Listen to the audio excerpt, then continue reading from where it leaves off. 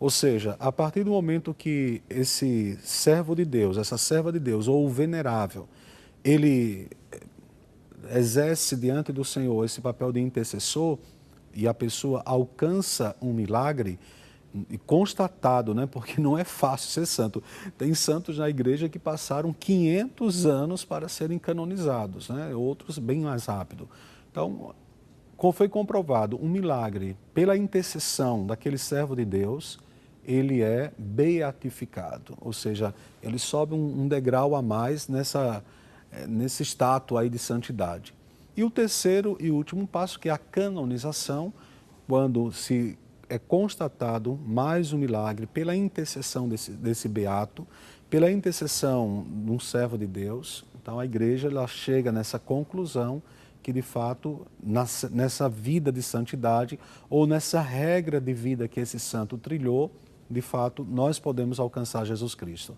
Aí com certeza nós temos a beleza da comunhão dos santos na Igreja Católica, essa nuvem de testemunhas de Jesus Cristo, onde anunciam essa radicalidade, essa vivência bem mais próxima a Jesus. Então o santo passa por esses 3 degraus: servo de Deus, beatificação e canonização. Quando chega a canonização, nós temos aí os santos que da sua devoção, da minha devoção, ou da fé católica, que é espalhado pelo mundo inteiro. Mais ou menos isso. Não, está ótimo. Eu acredito que é um erro a gente pensar, ou a gente não pode talvez imaginar assim, como o senhor bem explicou, que após a beatificação, a canonização, a pessoa se tornou santo. Não, né? Porque é uma caminhada de vida, como o senhor bem explicou, não cai do céu, não é da noite para o dia. Isso. E ainda tem uma coisa que me fugiu o comentário, que não é porque, sei lá, a minha avó, eu sempre dou esse exemplo, que eu acho que é bem próximo à minha realidade. A minha avó, o nome dela é Zefinha, já faleceu um bom tempo. Era uma santa mulher, rezava o rosário todos os dias, fazia suas promessas, tinha uma devoção à Virgem Santíssima de um modo tremendo, né? Levava a família ali a ferro e fogo para ir na missa, aquela coisa toda. E eu sempre brinco que ela não foi canonizada pela igreja, mas nós que convivemos com ela, exemplo de mulher, exemplo de esposa, exemplo de mãe, ora, se ela está diante de Deus, ela é uma santa. É o que a igreja chama de santos anônimos, que não foram canonizados, que não exerceram um milagre e a igreja não reconheceu, mas que estão lá, porque a santidade é um convite de Deus para todos. É verdade. É, beleza. A diferença é que quando comprovadamente e de maneira muito séria isso é estudado e comprovado que o candidato, vamos dizer assim, a canonização, comprovado que ele viveu a virtude evangélica em grau heróico, ele primeiro vai ser canonizado, beatificado, como o padre explicou, e quando ele é beato, o culto é permitido no seu país, na sua comunidade religiosa, mas ainda não é no mundo inteiro. Isso só vai acontecer depois da canonização. Aí sim, o mundo inteiro, né, padre? Isso, porque a partir do momento que ele se torna santo, ou seja, ele foi canonizado, essa celebração ou esse culto, ele se espalha para toda a igreja, como nós chamamos, para a igreja universal. Então, entra no hall dos santos, a liturgia vai apontar o dia e nós vamos celebrar aquela memória, seja aqui, seja lá no Japão, em Roma, em todo e qualquer lugar, quando há a memória de um santo, todos são lembrados. Quando está ainda nesse processo, nem sempre é lembrado, porque não tem essa universalidade ainda de santidade. Então, é esse processo percorrido. Muito bem. E ao falar então de um desses personagens que recebeu a honra dos altares, que foi canonizado, está falando de São Bento, a vida dele foi muito rica, muita coisa a gente vai aprender, tenho certeza, no programa de hoje. Agora, o senhor falou agora há pouco, quando for citar o tema, que São Bento é um tema que lhe é familiar. Como é que começou essa história? Como o senhor se aproximou de São Bento? Então, eu falava antes do programa aqui com os meninos, dizendo assim, que eu acho que é impossível um carismático não ter uma experiência com São Bento, né? Eu lembro quando eu entrei no primeiro grupo de oração, em 94, nós já tínhamos ali aquela experiência com a medalha de São Bento, com a cruz de São Bento, né? A oração de São Bento, porque, querendo ou não, quando você tem essa experiência com Deus, você quer exorcizar as forças do mal, você quer viver a radicalidade do batismo, quer ser impulsionado pelo Espírito Santo. Ali quando nós tivemos, basicamente, 97, 98, teve uma explosão da devoção de São Bento, né? Principalmente com o padre Marcelo Rossi, que espalhou a devoção de São Bento, todo mundo conhecia a medalha.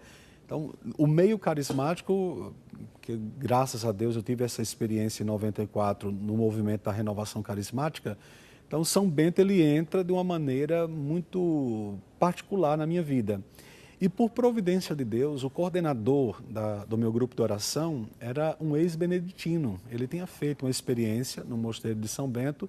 Então, por exemplo, algumas histórias que eu conheço de São Bento, algumas frases de São Bento, eu aprendi com esse coordenador. O nome dele é José Paulino, lá do interior da Paraíba. E ele tinha uma devoção a São Bento, ele falava de São Bento, ele falava de Santa Escolástica, de São Mauro, né, Plácido. Então, era de uma maneira tão extraordinária que eu disse, meu Deus, eu quero conhecer também. E, claro, já começando usando a medalha de São Bento, a cruz, etc. E a providência de Deus é algo extraordinário, porque em 98 eu entrei, 95 eu entrei numa comunidade de vida, que se chama Consolação Misericordiosa, em João Pessoa, na Paraíba, que tem como padroeiro ou baluarte São Bento. E ali também mergulhei na regra de São Bento, conheci mais um pouco a vida de São Bento. Em 98 eu vim para o seminário aqui em São Paulo, na Diocese de Santo Amaro, na Fraternidade Jesus Salvador. E lá, dentro desse mundo acadêmico, no seminário, na vivência, fui conhecendo os mosteiros, principalmente o mosteiro na cidade de São Paulo, no centro de São Paulo. Fiquei encantado, porque aquilo que foi plantado lá em 94 alimentava a minha vida diariamente com esse contato mais íntimo com a regra de São Bento, a história de São Bento, etc. E quando eu fui ordenado, em 2005, 17 de dezembro de 2005, eu escolhi como lema do meu sacerdócio, nada antepor ao amor de Cristo, que é uma frase de São Bento. Eu sempre falo assim, é o resumo da regra de São Bento, né? Colocar Cristo no centro, é colocar Cristo em primeiro lugar. Aliás, desculpa te interromper, mas esse tema aí, teve mais gente na igreja que escolheu esse tema também. Sim, é porque no mesmo ano o Papa Bento XVI também escolhia como tema, né? Nada antepor ao amor de Cristo. Esse é o tema do Papado de São Bento. Aliás, o senhor escolheu primeiro que ele. Eu falei de São Bento, desculpa. Papado de Bento XVI, mas o senhor escolheu esse tema primeiro que ele, né? Com certeza. Ele acabou copiando o senhor depois, então, né? Vamos dizer assim. Eu dei a dica para o Papa. Muito bom.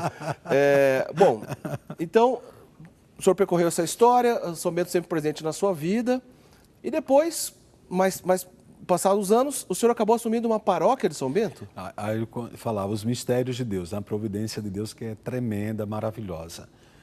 N situações, morei em vários lugares, mas eu nunca tinha assumido uma paróquia. Eu já tinha 4 anos, 6 anos de padre, basicamente, não tinha nenhuma experiência com paróquia e voltei para a Diocese de Santo Amaro. Morei fora, voltei para a Diocese de Santo Amaro. Chegando na Diocese de Santo Amaro, fiquei hospedado numa paróquia chamada São José, passei ali 4 meses no máximo e o bispo já deu a missão para ir na paróquia São Bento. E quando eu cheguei na paróquia São Bento, e comecei a olhar o histórico da minha vocação, né? Desde 94, aquilo que Deus falava, as inspirações, as orações, o meu coordenador de grupo de oração, as formações, as frases de São Bento, o meu lema sacerdotal. Eu disse, meu Deus, nada é por acaso, tudo é providência de Deus. Assumia a paróquia São Bento, né? Primeiro eu fui como vigário, eu ia apenas ajudar o padre que estava lá, o padre José Antônio. Passei basicamente ali 1 ano como vigário, o padre foi transferido e eu fiquei como administrador paroquial, que estou lá até hoje, 4 anos, né? Então, para mim é uma grande satisfação, porque quando eu olho a história, o ano passado, só abro um parênteses aqui, eu fui até o Monte Cassino, né, onde São Bento está enterrado. Aliás, foi o primeiro mosteiro que ele fundou, né? O primeiro mosteiro, é de uma beleza, de um esplendor, no alto de uma montanha, que é formidável. Quem for a Roma, né, é 1h30 de Roma, você pode visitá-lo. E lá, quando você entra, tá os restos mortais de São Bento e de Santa Escolástica. E quando eu entrei, eu não tinha palavras, eu não tinha forças, a não ser dizer assim, meu Deus, como a providência é grandiosa, né? Porque eu vi ali, naquele lugar maravilhoso, naquela muralha, né, aquele castelo lindo, eu via a grandeza do amor de Deus, né, que vai traçando toda a nossa história, vai movendo toda a nossa história. Então, quando se visita Monte Cassino, você visita também toda a história beneditina. A gente até fica pensando, nossa, mas tem tanto amor a São Bento, né? Que a pergunta que você me fazia antes de começar o programa. Por que não foi ser monge, né? Nosso Senhor, Ele sabe, a vocação é algo que é um chamado de Deus. Eu sempre tive esse ímpeto de ser missão, de ser missionário, de anunciar, de sair, né? Mas nunca deixei a regra de São Bento fugir dos meus olhos, né? É interessante também que os meus 2 retiros, tanto para ser diácono, como para ser padre, para ser ordenado padre, eu fiz no Mosteiro de São Bento. Eu fiz um em São Paulo e outro no Rio de Janeiro. Tá E certo. sem escolher. Meu superior chegava e dizia assim, vocês vão fazer o retiro para ordenação no mosteiro. Eu dizia, meu Deus do céu, a providência é extraordinária. Pois é, Deus encaminhou essa história direitinho. E o padre Rafael André, então, tem essa grande história de São Bento, vai partilhar um pouco para a gente, então, nesse programa de hoje. Aliás, eu já disse no início do programa, quero repetir agora no finalzinho desse bloco. Nós estamos sorteando os 3 livros de autoria do padre Rafael André, sendo que 2 deles, você está vendo aí no vídeo os 3, 2 deles são relacionados a São Bento. Então, você pode ligar, deixar o seu nome e dizer, olha, quero participar do sorteio. Aliás, esses 3 livros também estão disponíveis, você pode adquirir no nosso Disc Shop aqui da Rede Século XXI, no nosso Dica 21 aqui da Rede Século XXI. Você apenas pode pedir informações também nesse telefone que está no seu vídeo. Se você quiser adquirir, também está disponível, como eu disse, tá certo? Rapidinho, intervalo, a gente volta falando mais de São Bento. Não sai daí.